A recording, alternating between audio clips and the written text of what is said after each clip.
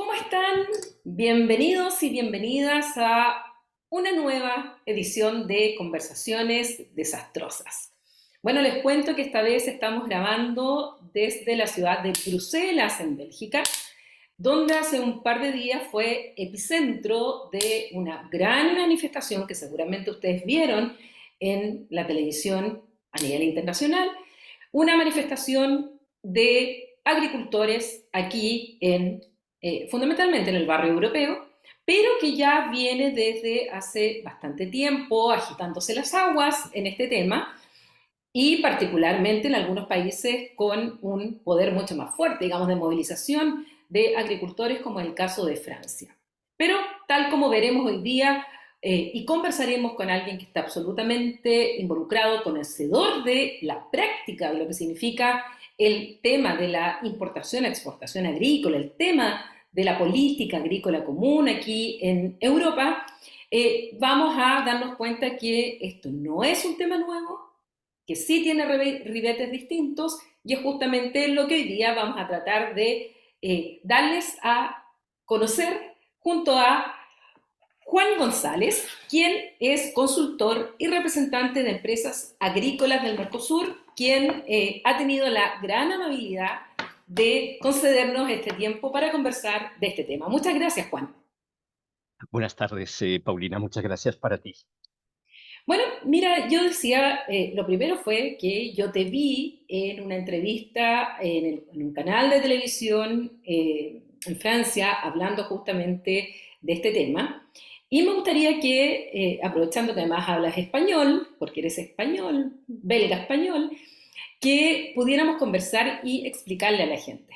Lo primero es por qué los agricultores hoy día se han manifestado de esta manera, en parte violenta, que fue lo que salió más en las imágenes, en gran parte pacífica, pero causando evidentemente problemas con el tráfico, con la gestión de las ciudades en varias partes de Europa, pero que parte en Francia y después se van sumando otros países. ¿Cuáles son las reivindicaciones?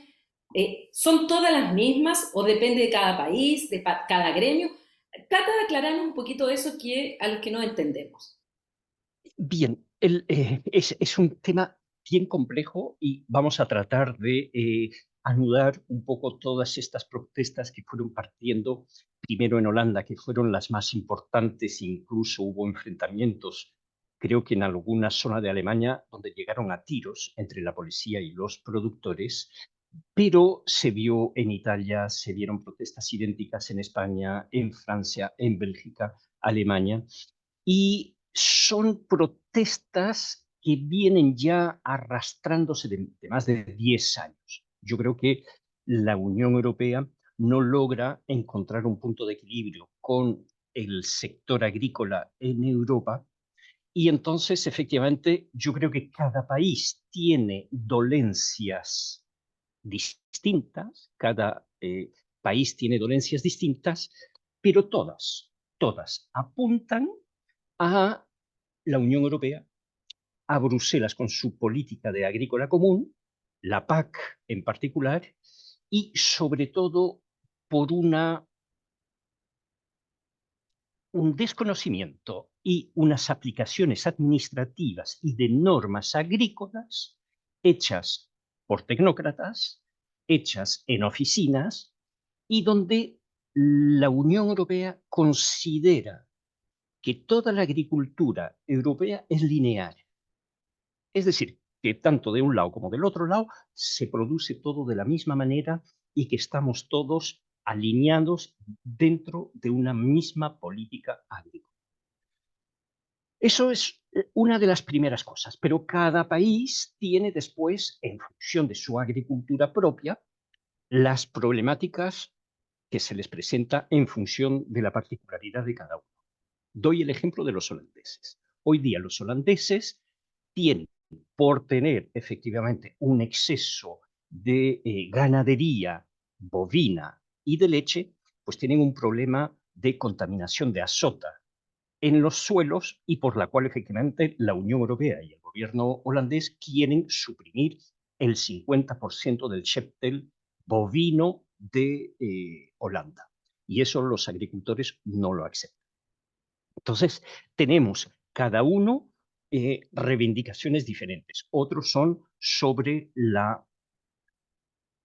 cantidad de obligaciones administrativas que tienen que cumplir los productores para poder efectivamente, con respecto a cada certificación que tienen que tener los productores, digamos que tienen que demostrar que no están fraudando, que hacen las cosas correctas. Y entonces los productores hoy día se quejan que el 50% de su tiempo laboral lo dedican a tareas administrativas que les impide después hacer las tareas, digamos, de campo. Y de modo, digamos, transversal es la falta de ingresos correspondiente a los costos de producción. Hoy día, digamos, en las últimas protestas que hemos vivido en las calles de Bruselas, era esencialmente que el costo de beneficios de la producción europea y belga en este sentido, ya los productores no encontraban los costos de producciones con los productos que venden.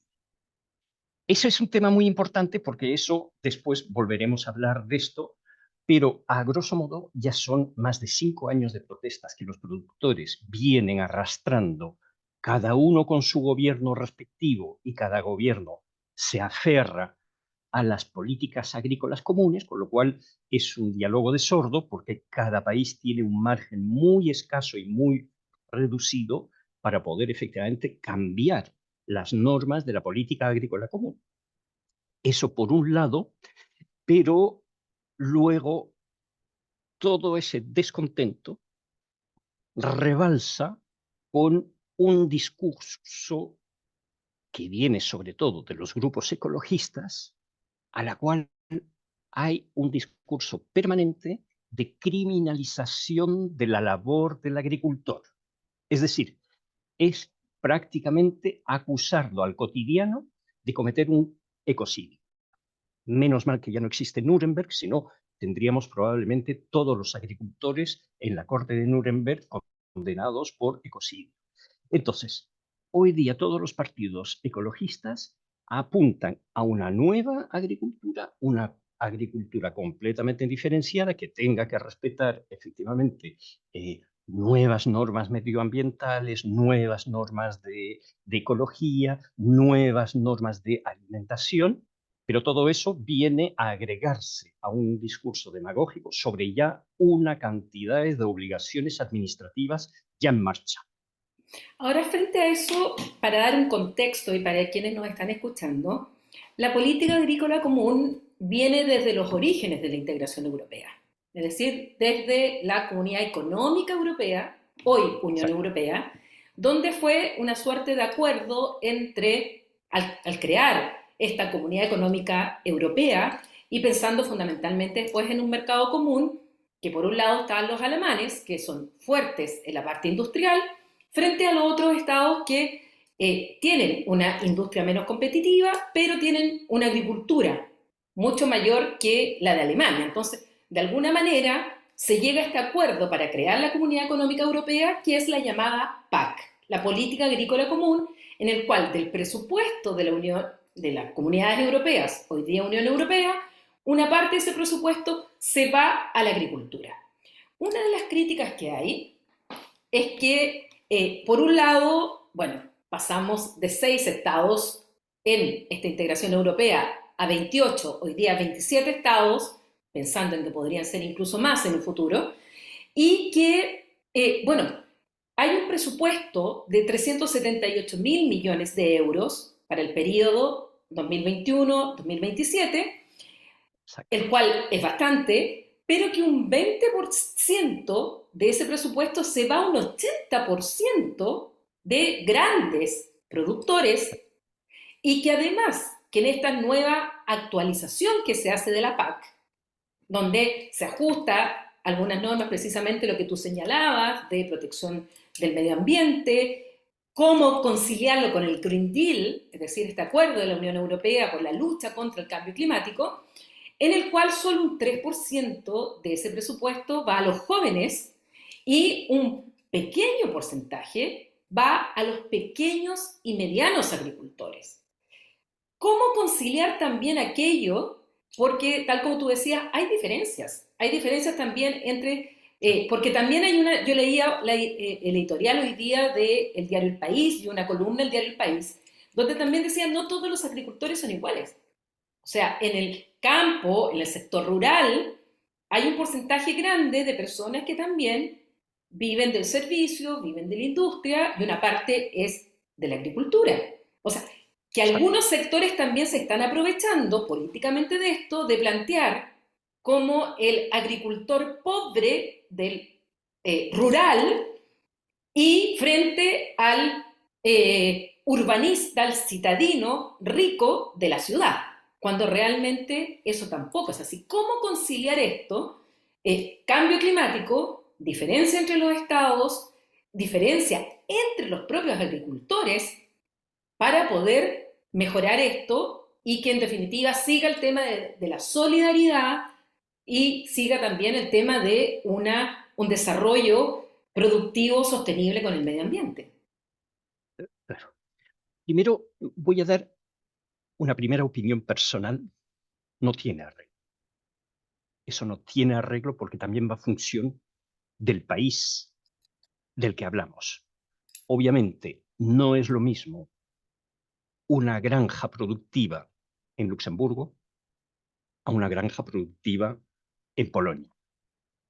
Hablamos de extensiones de territorio extremadamente mucho más grandes y donde efectivamente dentro de esos territorios pues, se desarrollan inversiones europeas.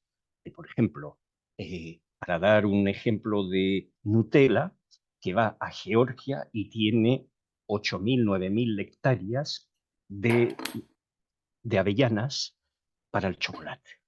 Entonces, tenemos dentro de la agricultura europea y según el país diferencias extremadamente grandes con procesos productivos que son inversiones internacionales muy grandes.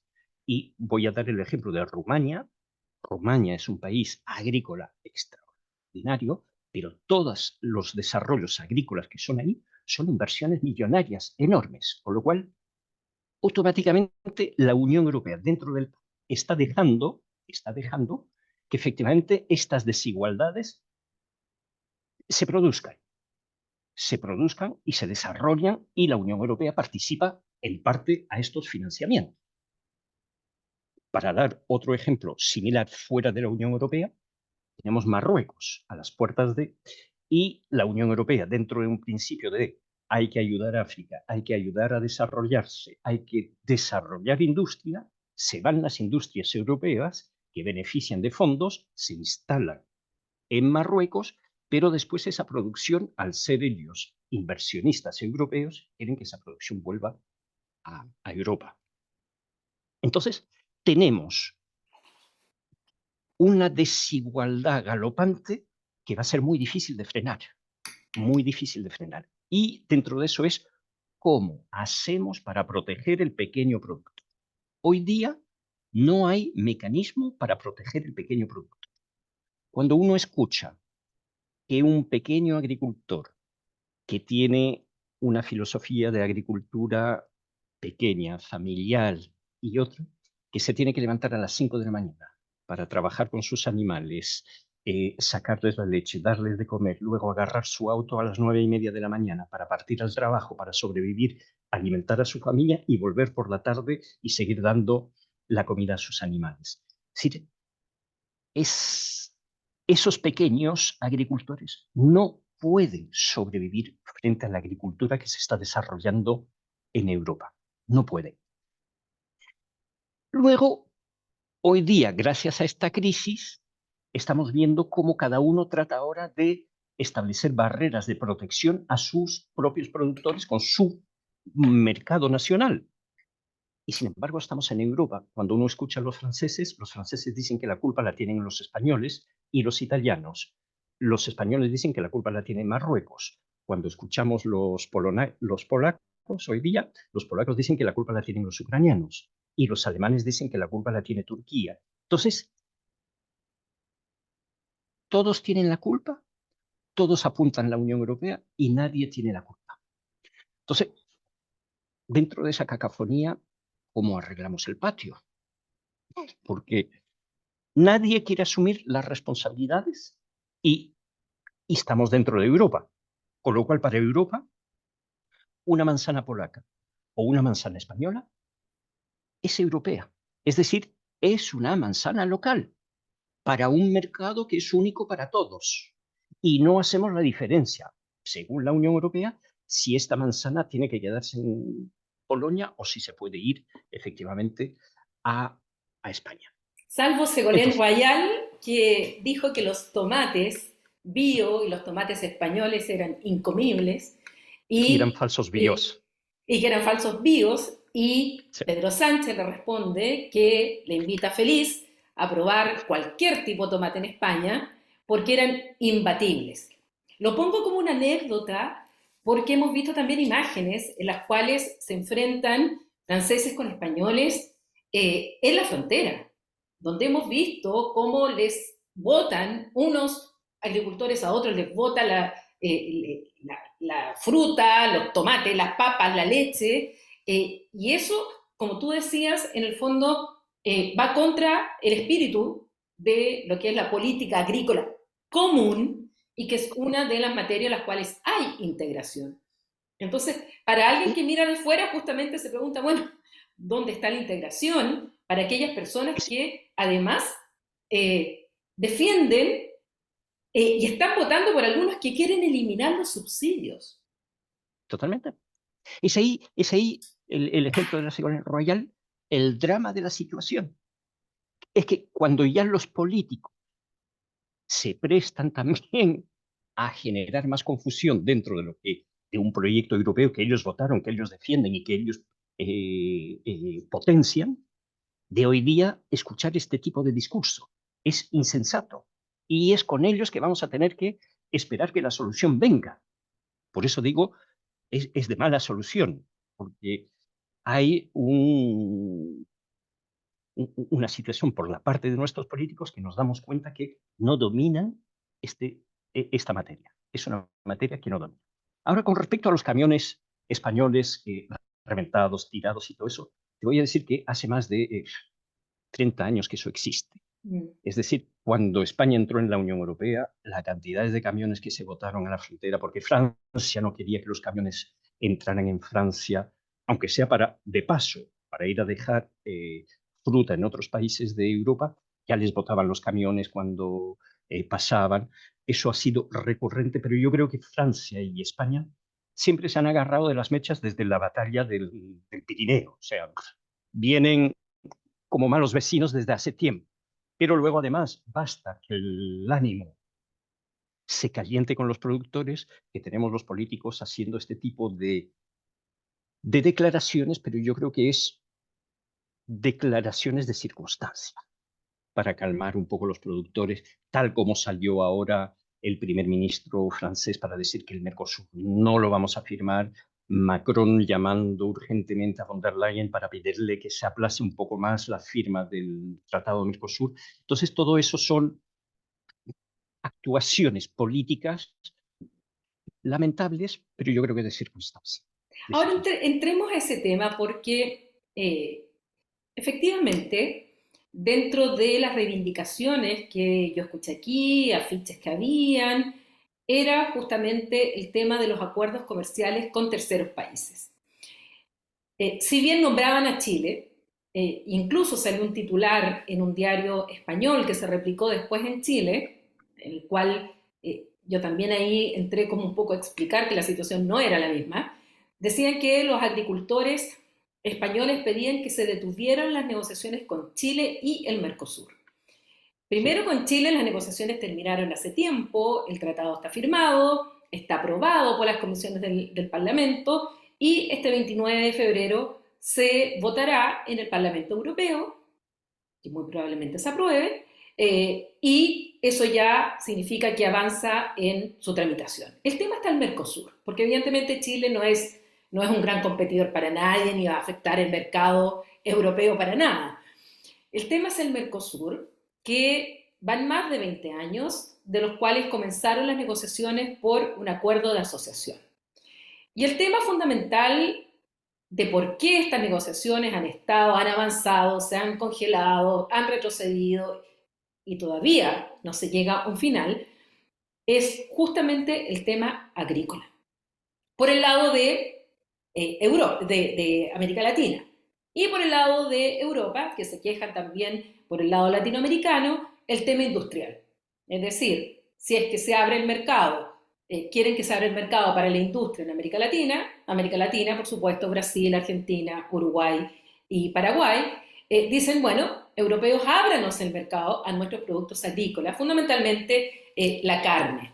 Y ahí viene el tema también, porque aquí estamos hablando de gigantes dentro de la agroalimentación. Sí. ¿Cuál es el meollo fundamental aquí? Porque efectivamente para que se acuerde con el Mercosur se requiere el voto unánime de los 27 estados. O sea, basta que un estado diga que no, no va a haber acuerdo.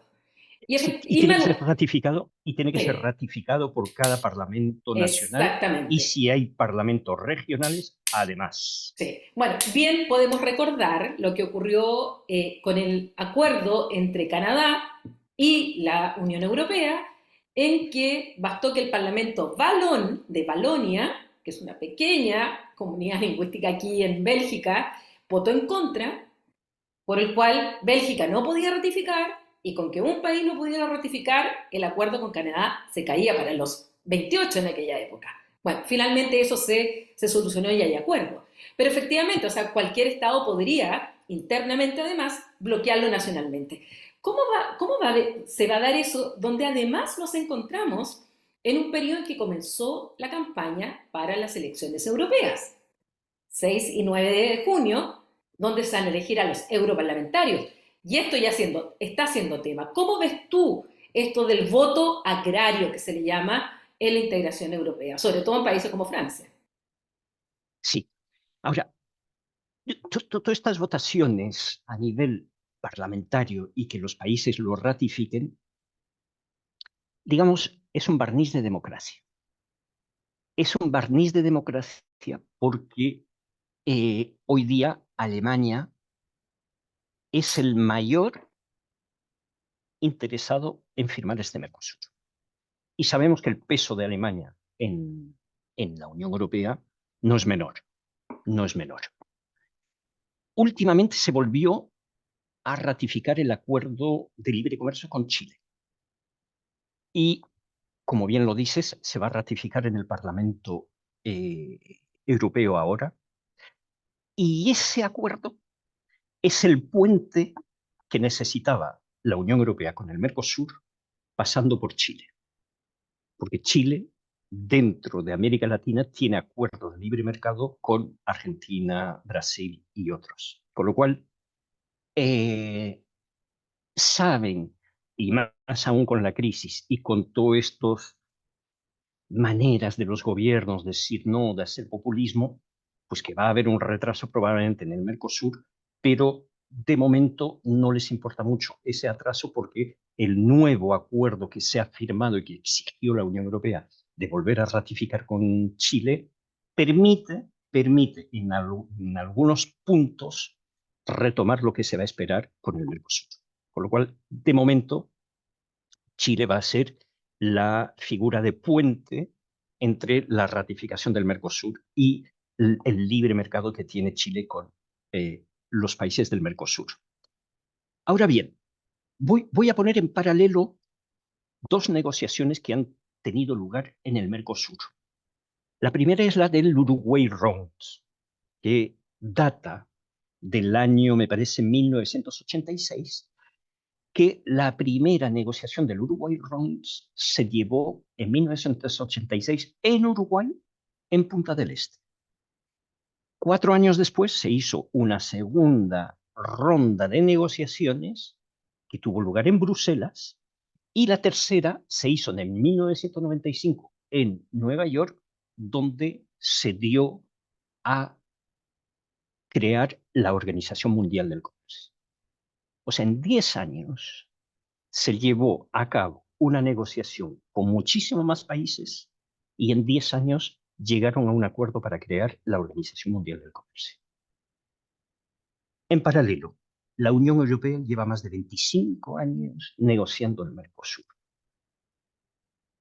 ¿Cómo es posible que en 25 años la Unión Europea no haya sabido, durante todo ese tiempo, lograr hacer convergencia sobre un tratado de libre mercado con el Mercosur?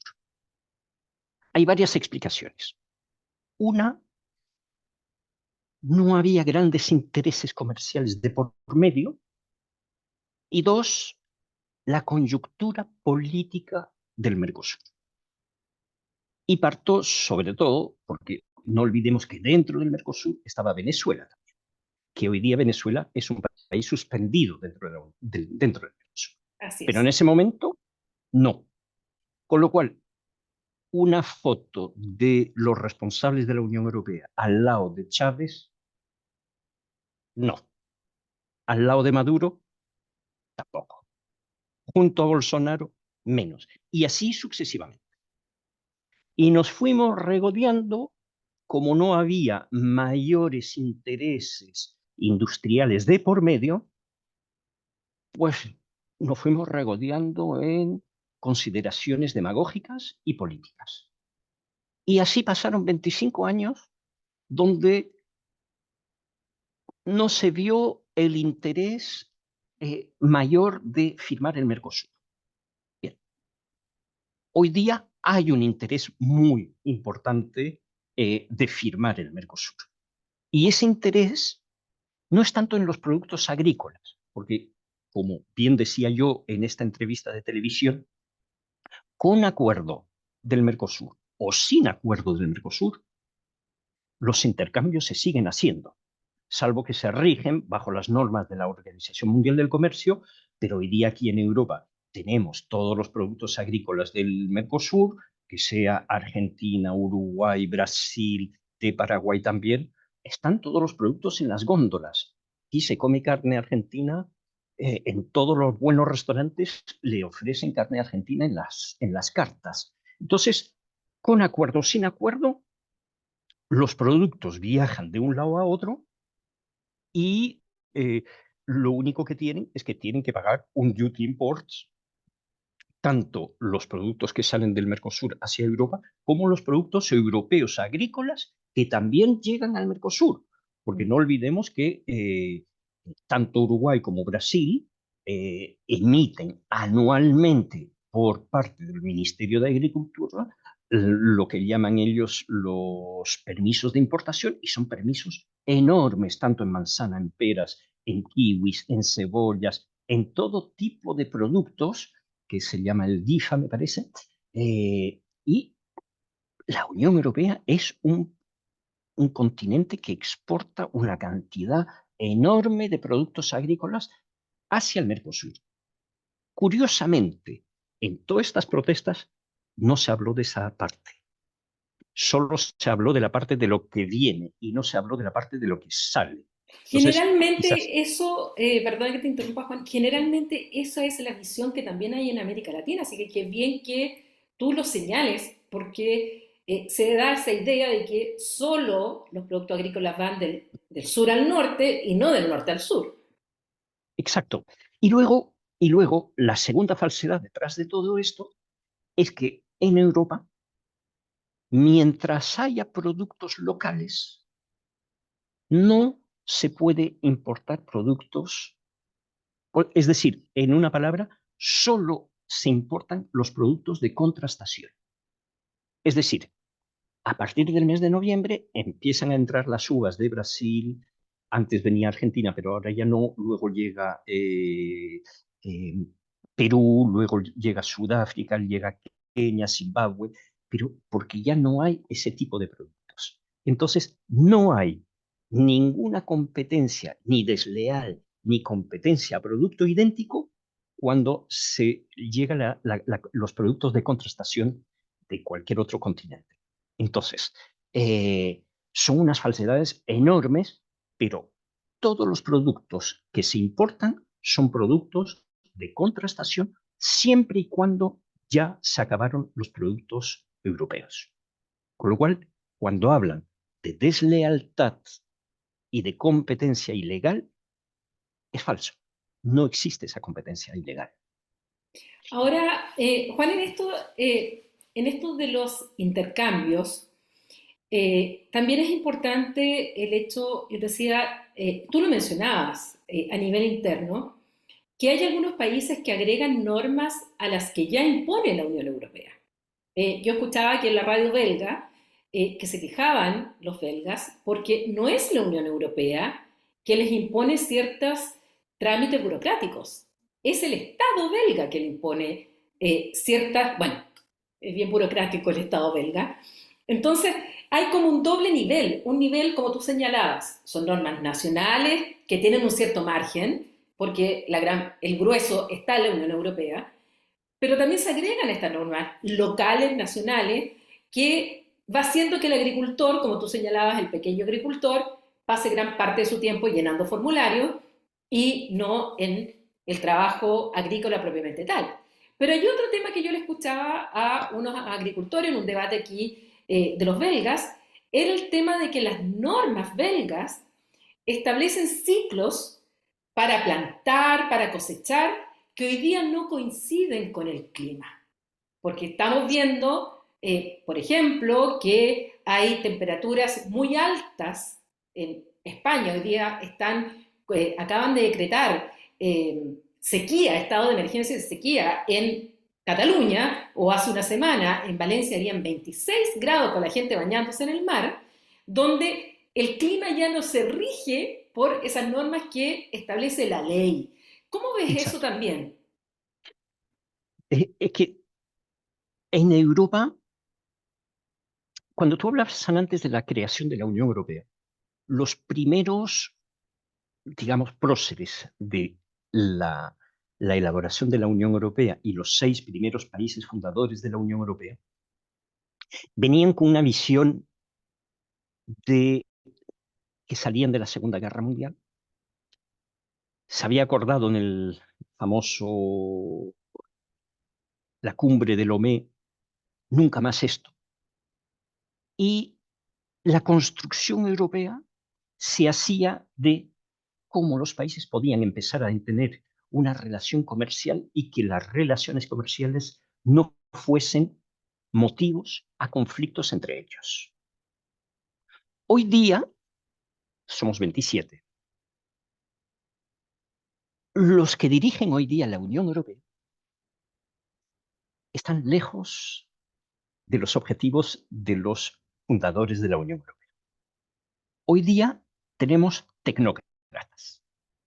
Tecnócratas que, y lo veremos después con más detalles sobre los tecnócratas, es decir, cuanto más regulación hay, más están convencidos que las cosas van a funcionar bien. Entonces, nos encontramos, por ejemplo, si tomo el caso de Bélgica, somos 11 millones de habitantes, hay 3 regiones y hay 9 ministros de la salud. Sobran 8. Sobran 8. ¿Cómo hemos llegado a tener sistemas totalmente fuera de contexto? Sistemas que ya no tienen ni pie ni cabeza. Eso es sistemas totalmente que hay que ir eliminando, porque estamos pillados en una carrera de tecnocracia que es imposible. Pero, por ejemplo, siguiendo esta línea de la concepción de la construcción de la Unión Europea, hoy día tenemos 3 entidades que conforman la Unión Europea: la Comisión, el Consejo y el Parlamento.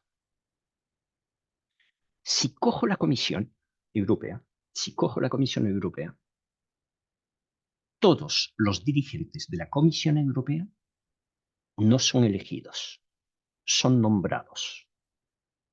Y la Comisión Europea controla el poder ejecutivo y el poder legislativo. Entonces, tenemos unos organismos que tienen concentrado exclusivamente en la Comisión todo el poder ejecutivo y legislativo de la Unión Europea. con personas que no fueron elegidas, únicamente nombradas. Ese es el sueño de cualquier dirigente en un país democrático. Es decir, y el Consejo emite consejos y trabajan sobre nuevas leyes y el Parlamento decide de algunas. Pero todo el poder está hoy día concentrado en una comisión que ya nadie tiene el control sobre esa comisión. Y eso es terrible, porque esa comisión perdió todo contacto con la ciudadanía europea. Y no solo con la ciudadanía, pero con la industria, con la agricultura, con las relaciones exteriores, con todo. Hoy día, la Unión Europea, en cuanto a política exterior, no está en ninguna parte. Nadie la cree. Es la que va a dar lecciones de democracia en el resto del mundo cuando ella misma tiene dificultades de poder afirmarse como una institución hoy día democrática, porque Oh, concentra todo el poder en una comisión. pero Y eso es dramático hoy día. sí, pero Eso en es ese, dramático. sí, dime Juan. Y precisamente cuando vemos hoy día el Green Deal, este gran proyecto en la cual tiene cuatro ejes muy importantes, donde está la industria, está la energía, está la agricultura y está, he perdido el cuarto de momento, ya me llegará. Ese Green Deal hoy día, este Green Deal es una decisión tomada por la Comisión Europea. Y obviamente se votaron las leyes del Green Deal y su implementación. Cuando Cuando escuchas las protestas hoy día de la gente y de los productores, de los agricultores, hay dos cosas que nadie dijo en estas protestas. El productor dice, necesitamos que nos paguen más, que nos paguen al justo precio nuestros productos. Y por el otro lado, tienes los consumidores que dicen, nuestro carro de compra disminuye terriblemente y la boleta aumenta terriblemente. Y el consumidor es por el momento, el que está pagando todo este desfase de descontrol del Green Deal que está generando en la Unión Europea. Y vengo ahora con, con el consumidor que por el momento está asfixiado y está asustado con los precios que está pagando para su alimentación.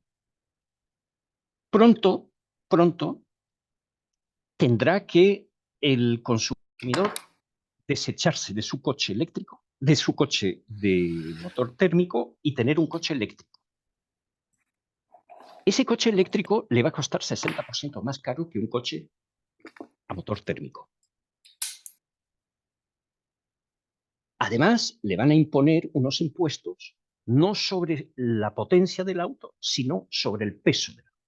Porque hoy día se dieron cuenta que el coche eléctrico pesa demasiado, daña las carreteras, consume más neumáticos y va a empezar a ser un problema para el mantenimiento de las carreteras. Con lo cual, vamos a tener que comprar un auto 60% más caro, vamos a tener que pagar muchísimo más caro en impuestos para que este auto pueda circular en las carreteras y todos los impuestos que tenían los estados sobre el petróleo, si pasamos al eléctrico, cada gobierno se le escapa una parte de los impuestos que recaudaban sobre el petróleo. Con lo cual, esos impuestos van a volver a recaudar sobre el ciudadano.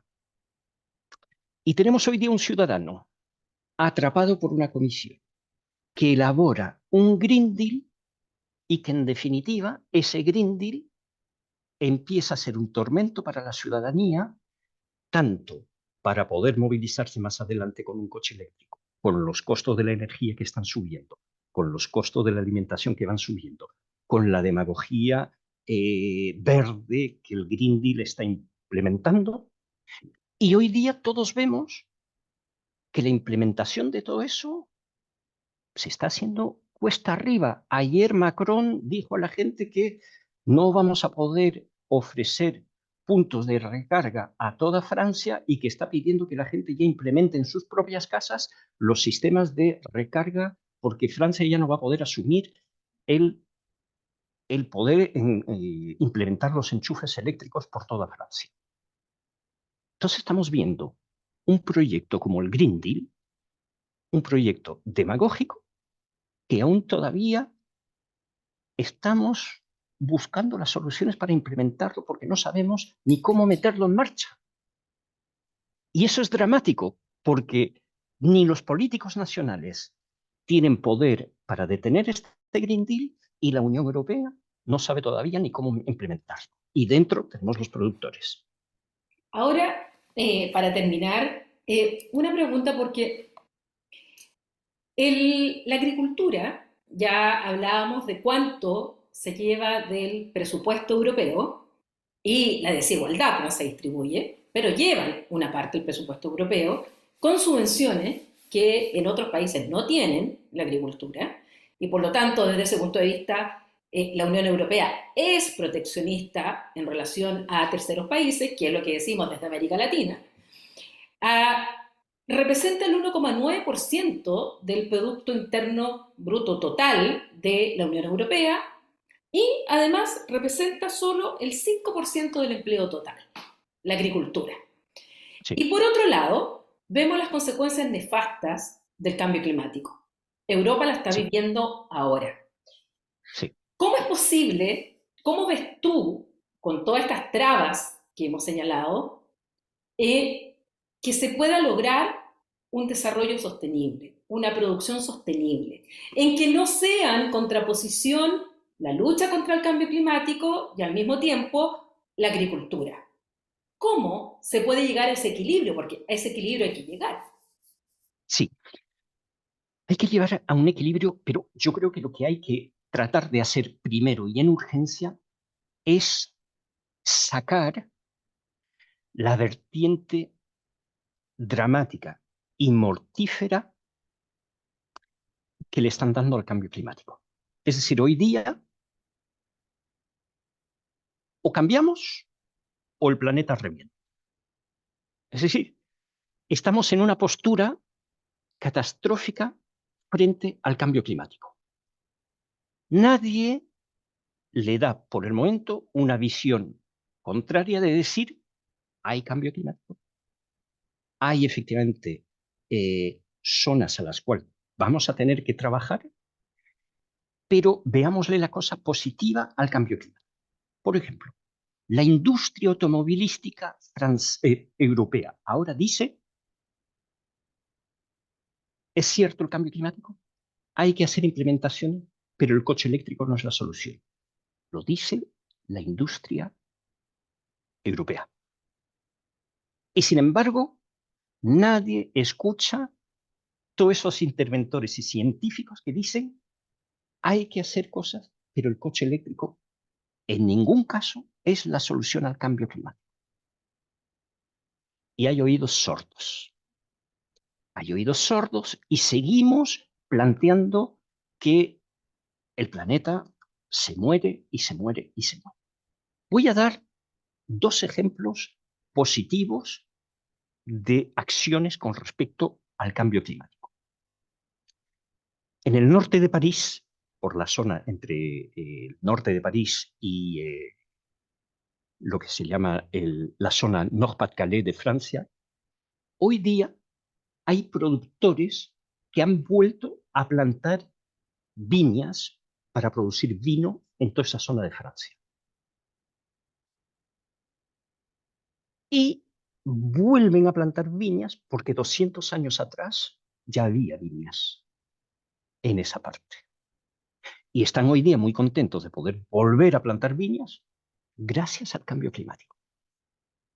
En el sur de Alemania, hoy día están plantando melones y sandías que antes las traían del sur de España y hoy día, gracias a ese cambio climático, los productores del sur de Alemania plantan sandías y melones y que no las tengan que traer del sur de España. Entonces, hay gente que dice, hay cambio climático, hay que adaptarse y hay que trabajar en pro de, y luego, y otros, como la industria automovilística, dice, el auto eléctrico no es la solución al cambio climático y a una industria duradera. Eso es otra, por lo del litio, por lo de la contaminación de las baterías, por lo que pesa y por miles de factores diferentes, que es el cobre, entre otras, cuando uno sabe que un auto eléctrico versus un auto de combustión hay como 3 veces más cobre en un auto eléctrico. Bien, entonces hay un discurso sobre el cambio climático que hay que aprender a ponderarlo, yo creo, y no entrar en la discusión del catastrofismo. Por otra parte, las, las teorías del desastre, ya han habido 2000 teorías del desastre, 2000.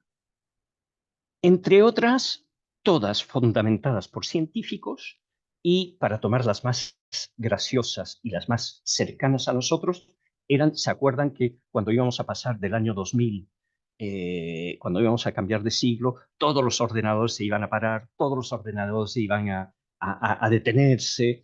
Y no pasó nada. Con el petróleo era lo mismo. Habían sacado todos los cálculos posibles e inimaginables. Se iba a agotar las energías fósiles. Ya no habría más petróleo. Se iba a hundir la industria. Y hoy día descubrimos nuevos yacimientos y tenemos yacimientos para 400 años de petróleo. Bien. No digo que no hay que despreciar el cambio climático. Yo creo que está. Lo que tenemos que hacer es salir de la senda del catastrofismo con el cambio climático y no prestarle la atención que le debemos al catastrofismo inmediato. Sin embargo, sí, habrá que implementar miles de cosas y la agricultura se tendrá que probablemente adaptar también a todo esto. Pero no creo que sea con la imposición de la inmediatez. Eso no funciona. Muy bien, Juan, yo te agradezco muchísimo la conversación. Creo que esto es muy interesante Sí, porque no solamente pasa en Europa, esto está pasando en el mundo, pero evidentemente aquí ha llamado la atención las protestas porque sabemos desde hace mucho tiempo que sí, el voto agrícola y la fuerza de los agricultores aquí en Europa se manifiesta y lo vimos la exacto, semana pasada. Entonces, exacto, y más, exacto. más aún en un periodo de elecciones. Yo quisiera aportar una mirada más a lo del Mercosur con respecto a los intercambios. ¿Por qué Alemania tiene tanta urgencia en firmar este acuerdo del Mercosur ahora? Hay dos cosas muy importantes para Alemania en este acuerdo. Es sobre todo toda la vertiente que trata farmacia, pero dentro de la farmacia todo lo que es las vacunas, la industria automovilística, las piezas sueltas de la industria automovilística y sobre todo la biotecnología. Y cuando hablamos de la biotecnología, hablamos ahí de los organismos genéticamente modificados. Entonces, el peso de los intercambios que pudieran existir hoy día entre el Mercosur y la Unión Europea van mucho más a favor de la Unión Europea que lo que puede aportar el Mercosur hoy día a la Unión Europea. Es decir, el volumen de intercambio está más en la balanza de la Unión Europea que del Mercosur. Es asimétrico. Absolutamente asimétrico. Y por eso hoy día Europa despertó con este afán de que, o Alemania despertó con que ya hay que recuperar todo el tiempo perdido de estos 25 años con el Mercosur y firmarlo ya. Y luego lo muy gracioso de este acuerdo, cuando hablamos de la parte automovilística, es que la industria europea lo que pretende es mandar coches a motor térmico al Mercosur, no el eléctrico, solamente el motor térmico al Mercosur y las piezas sueltas para la industria de las fábricas francesas o europeas de motores térmicos que están en el Mercosur. Y entonces ahí viene una pregunta de decir, ¿cómo es posible que de un lado van a prohibir a los europeos de tener coches a motor térmico y la propia Unión Europea exportando coches a motor térmico? Entonces, por un lado, queremos efectivamente reducir las emisiones de óxido de carbono por una electrificación y por el otro lado, vamos a seguir contribuyendo a que el motor térmico siga emitiendo monóxido de carbono por el resto del mundo. Entonces, claro, el debate sobre el cambio climático te genera ruido cuando escuchas eso. Te genera ruido, pero la Unión Europea dice lo siguiente, dice, no, no, para nada, no estamos contribuyendo a la emisión de dióxido de carbono, porque lo que nuestra industria va a contribuir en producción de dióxido de carbono en otros países del mundo, como hemos pasado al eléctrico, tenemos una huella carbono neutra. Es decir, que en definitiva, los europeos van a compensar la huella de carbono de la industria europea en el resto. Y van a ser de nuevo los europeos que van a tener que financiarse un auto eléctrico para que Europa efectivamente compense su huella de carbono con el resto del mundo con sus motores térmicos. Entonces, llega a plantearse decir, ¿es correcto que sean los ciudadanos europeos que paguen esa compensación de carbono de la industria? Una pregunta que habrá que hacerse. Que supongo que se la están haciendo aquí en Europa. Todavía no, Bueno, pero ahí hay vaya, un tema, ahí hay un tema. Así es allí que, hay un tema, efectivamente, y eso será terrible, efectivamente, porque yo creo que la gente ya no puede más a nivel económico y entonces, efectivamente, van a ser temas que, paralelamente a lo de los agricultores, tendremos toda esta parte de incongruencia, efectivamente, con este Green Deal. bueno, yo te agradezco muchísimo, Juan, de nuevo, el hecho de haber aclarado tantos temas, de darnos tu opinión, conociendo el sector, conociendo las normas, siendo de Europa, para que la gente que ha visto las noticias y se pregunta, bueno, ¿qué está pasando en Europa? Tenga más o menos claro lo que está pasando Exacto, en este tema. Así que exacto. muchas gracias por estar Y con nosotros. lo último es esta crisis, pronto hablaremos de nuevo de ella, esta crisis agrícola, porque una vez que entre Ucrania en la Unión Europea, tenemos nuevamente el sector agrícola en ebullición y de nuevo en las calles, porque efectivamente va a ser un tema muy, muy, muy importante. Bueno, lo ha sido así a cada ampliación, incluyendo la Totalmente. española, Portugal, Partiendo Grecia. con la España. Sí, Totalmente, así totalmente. es. Así es Efectivamente. que bueno, Así. gracias Juan y gracias Muy bien. también a ustedes, a quienes nos escuchan en cada capítulo de Conversaciones Desastrosas, esta vez grabado aquí en el propio corazón de la Unión Europea, donde fuimos testigos de estas protestas de los agricultores. Ya vendremos con otros temas y con más conversaciones desastrosas. Muchas Muy gracias. bien. Muchas gracias, Paulina. Hasta pronto. Hasta pronto.